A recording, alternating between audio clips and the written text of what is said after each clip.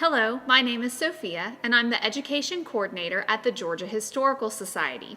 In this video, I'm going to talk about a new resource for 8th grade teachers called Georgia in the American Revolution. This resource includes videos for 3 different activities that have students learning about primary sources, secondary sources, archives, and of course the history of Georgia during the American Revolution. All of these activities align with the Georgia Standards for Excellence. Let's describe the 3 activities students will do in this resource. The first is a game called Source Sort. In this game, students will be given 10 different sources. Now, these sources might be primary sources or they might be secondary sources. On the front, they'll find the source, and on the back, a citation.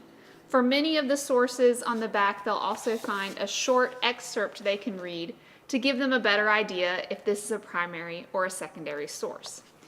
In the game, students will be given 10 minutes to try to sort the sources between primary and secondary.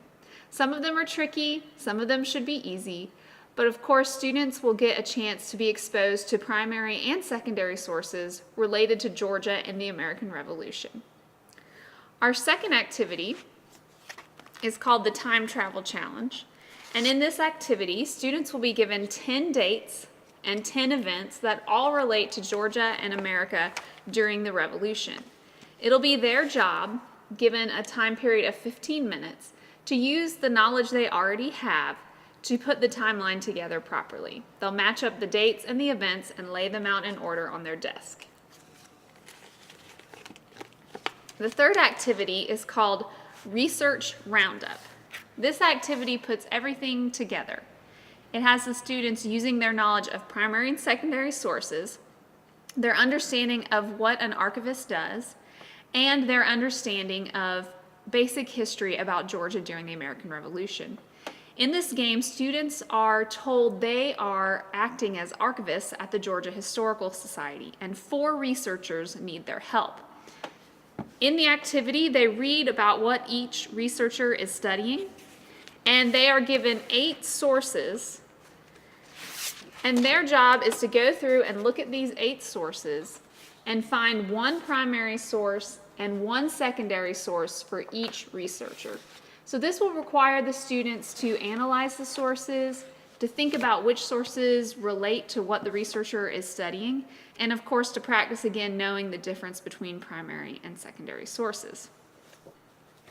Now, each of these activities is designed to be done in small groups, so you'll want to have enough copies of each activity for the group.